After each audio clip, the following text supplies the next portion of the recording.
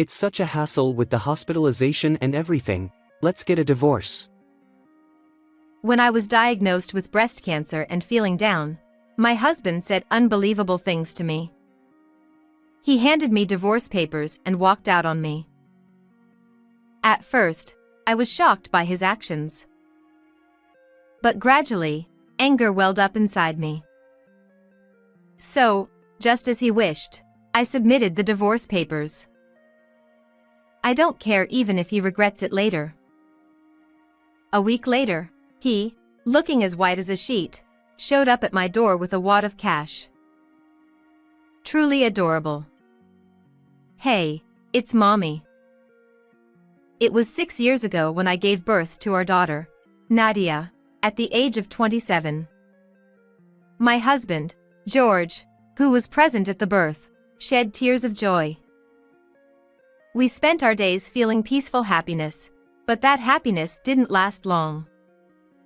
Eventually, I realized that George only doted on our daughter when it was convenient for him. Stop being so noisy. Do something about it. Looking at Nadia, who wouldn't stop crying, my husband tooted loudly. When I first met him, I was drawn to his easygoing and genuine personality, but he couldn't stand anything disrupting his own pace. Whenever our daughter, who was still a baby at the time, started fussing while he was enjoying things like video games, his mood would instantly sour. Nadia, go over there, okay? I knew his personality. I would often try to move away from him when Nadia was upset, or I would try my best to soothe her, but dealing with a baby isn't always straightforward. Hey, you're the mother, why can't you keep her quiet? Despite my efforts, George would completely disregard such moments and blame me. But then, when he was in a good mood, Nadia, come to Daddy. I'll hold you. He called Nadia in a silky voice. But Nadia, with a face that looked like she was about to burst into tears, reached out for me instead.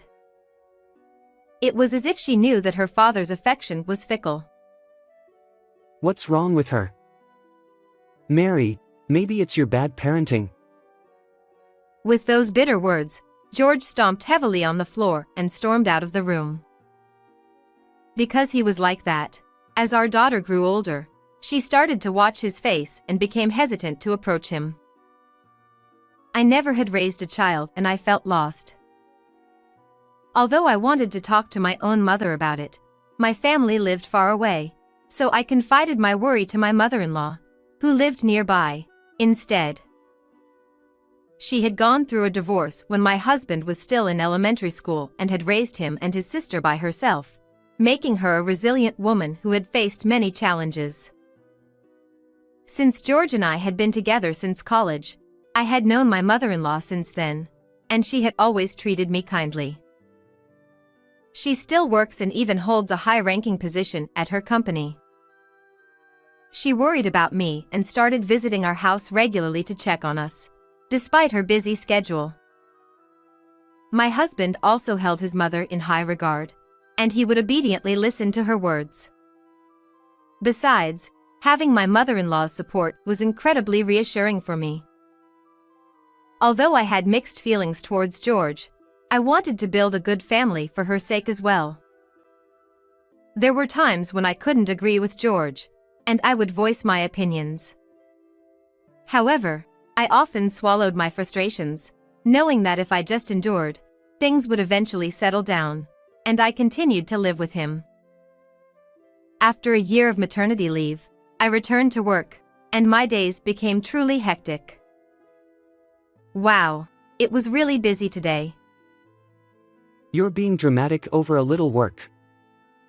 You earn less than I do. Whenever I showed even the slightest sign of fatigue from balancing work, household chores, and childcare, my husband would make a disgusted face. My mom managed both housework and work just fine. You should learn from her. My husband said this with a smirk, as if mocking me. He probably meant it as a jab. However, As someone who respected her as a fellow woman, I took his words to heart and used them to motivate myself. As time passed and our daughter turned 5, I began to notice a different change in my husband's behavior. He started coming home late or staying overnight at hotels near his workplace due to his busy schedule. One day, while my husband was in the shower, I went into the laundry room to put away some towels I had washed. That's when I noticed a notification on his phone, which he had left on top of his clothes, and I glanced at it casually.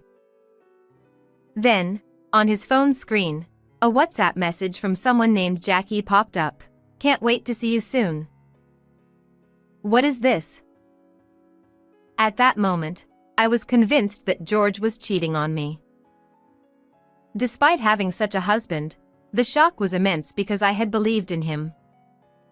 But at the same time, a surge of anger welled up inside me.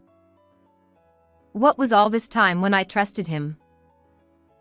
Getting divorced crossed my mind, but George was Nadia's only father, and I didn't want to upset my mother-in-law either. For the time being, instead of pursuing infidelity, I took steps within my power to prepare for whatever might come in the future. About a month after discovering my husband's betrayal, I was perplexed by the results of a health checkup I had at work.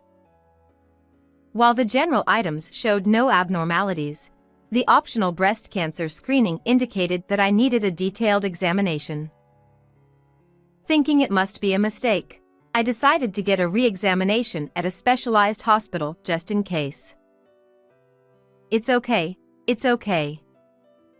They'll surely say there's nothing wrong. However, my hopes were shattered when the doctor informed me that I had breast cancer. After receiving a detailed explanation from the attending physician, the shock was so overwhelming that I listened as if it were happening to someone else.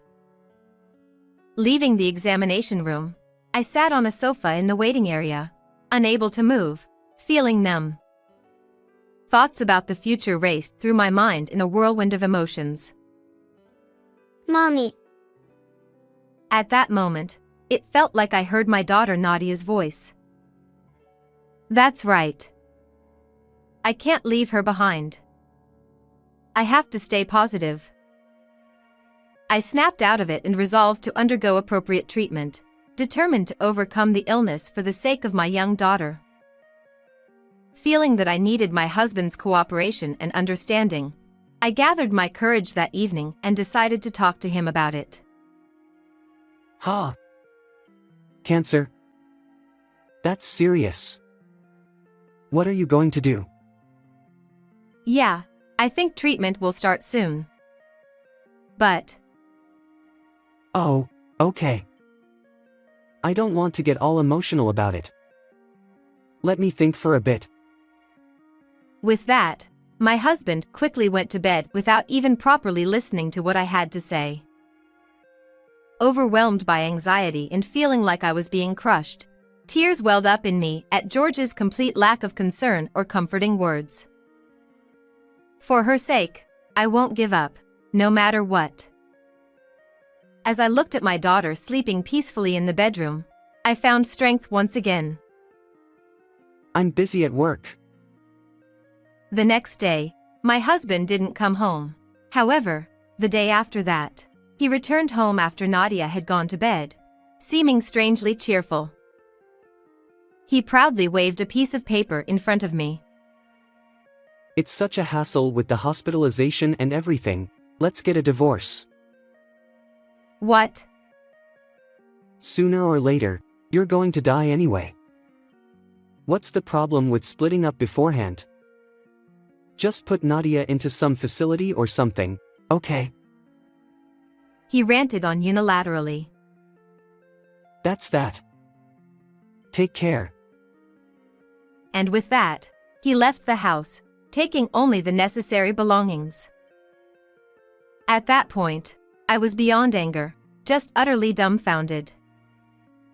What? What's with that attitude? Well, whatever, I'll just submit them anyway.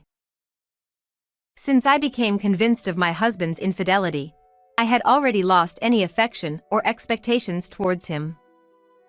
So, I decided to go along with George's wishes. I don't care even if he regrets it later. A husband who doesn't bother to listen to others and doesn't care about his wife's well-being. Moreover, he has no regard for our daughter and only thinks about himself. I don't need a partner like that, and I can't possibly forgive him. The next day, I promptly went to the city hall to submit the divorce papers. On my way back, I visited someone. A week later, I received a message from my husband on my phone. "I'm sorry. I want to talk." "Well, here it comes." I replied to him, "Come to the house tonight." I arranged for Nadia to stay with my sister-in-law during that time. I didn't want my daughter to see her father in such a pitiful state.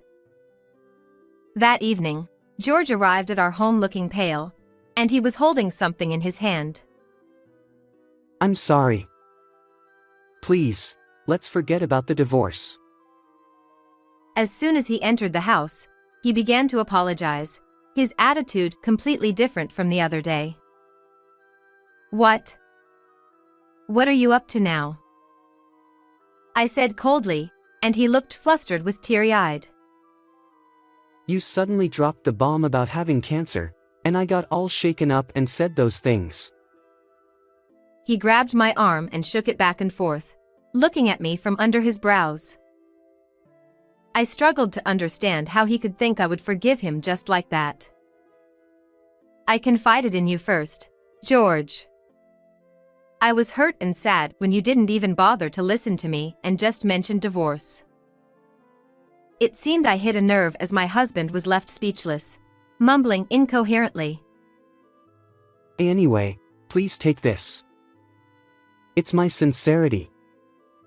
Use it for your treatment. He handed me a brown envelope that he had been holding tightly in his hand. There's $2,000 in there. Should be enough, right? He said with a smug look on his face, rubbing the tip of his nose with his finger. However, I coldly pushed it back towards him. This is nowhere near enough. I'm trying to do something nice for you, and this is how you react? My husband yelled at me, his face turning red. At that moment, someone appeared from the next room. Acting all high and mighty. George, you need to remember your place. Mother? Why are you here? With the sudden appearance of my mother-in-law, my husband couldn't hide his surprise, but then he seemed to quickly come up with something, and his face lit up. Mom, it's awful. I gave her $2,000, and Mary just pushed it back at me. Of course she did. When I told you to apologize properly to Mary and make things right, that's not what I meant. My husband clung to his mother for help, but she remained unfazed and responded sharply. In fact, after submitting the divorce papers at the city hall, I visited my mother-in-law's house. There, I told her about George leaving the house unilaterally. It was also at my request that she was waiting in the next room at that moment. After hearing Mary's story, I contacted this foolish son. I told him to make amends like a real man. It seemed my husband's idea of making amends was to offer $2,000 and ask for reconciliation. So that's what it was. What a cheap display of sincerity. Truly, it's embarrassing, even though he's my son. Wait a minute. Mom, whose side are you on, me or Mary? I'm your son. My husband tried pathetically to win his mother's support. Then, I decided to play my next card. George, you've been cheating, haven't you? For the past year, you've been coming home late or staying out overnight. I thought something was up. I don't know what you're talking about. Despite his denials, beads of sweat formed on his forehead, clearly showing his agitation. Is that true? Since I hadn't yet told my mother-in-law about George's infidelity, she turned on him with a fierce look, demanding answers. Mom, that's not true. Mary's just misunderstanding. My husband hastily tried to deflect, but I wouldn't let him get away with it. She's Jackie, right? Look, isn't this her? I confronted him, showing a picture of my husband and a young woman looking friendly together. Of course, I made sure my mother-in-law saw it too. When I became convinced of my husband's infidelity, I searched George's social media and found a woman named Jackie who often commented on his posts. Then, I looked into Jackie's social media and found many photos that seemed to be dates with my husband. Although George's face was hidden, he was wearing his favorite limited edition watch, so it was obvious that was him. Even when his mistress's name was mentioned, my husband was speechless. Do you know how much I suffered because of your father's infidelity? I've told you countless times not to do anything that would betray Mary. My mother-in-law glared at my husband with a face scarier than a demon's. I just acted on impulse. I'll break up with her right away. I'm cutting ties with a child like you. As long as I have my granddaughter and Mary, I'm fine. Mom, please calm down. George looked even paler than when he arrived at the house. I had hoped that revealing his infidelity to my mother-in-law and having her give him a piece of her mind would be enough, but her declaration of cutting ties was unexpected. My husband often said, My mom's a company executive, so she's rich. If anything happens, we can rely on her. And had been counting on my mother-in-law financially. Mary, I'll break up with the other woman. Please help me reconcile with Mom. I'm begging you. Don't be ridiculous. When I scolded my husband as he pleaded, he flinched for a moment but then stubbornly clung to my hands. Please, don't say that. The divorce papers have already been filed, and my mind is made up. You said that $2,000 was your gesture of sincerity, but you're missing a zero. Ha! As I pushed my husband away and said that, he looked bewildered. I'll demand $20,000 in compensation, so make sure to settle properly. That's impossible. My husband, finally understanding the situation, looked more pathetic than I had ever seen him before, utterly stunned. Oh, by the way, fortunately, my breast cancer is in the early stage, so with proper treatment, full recovery is expected. When I piled on after that, my husband slumped down right there, completely defeated. Since then, as promised, I demanded $20,000 in compensation and $500 a month in child support from my husband. George apparently got dumped by his affair partner shortly after that and is now living alone in a small apartment. He's been going to my mother-in-law's house repeatedly, pleading for forgiveness, but she has steadfastly refused to accept him back. I've completed my treatment and things are going well. While I was at the hospital, my mother-in-law took care of Nadia, supporting us both mentally and physically. Nadia has grown quite fond of her, and she's full of energy. I want to express my gratitude to my mother-in-law and continue to spend each day with Nadia, filled with smiles.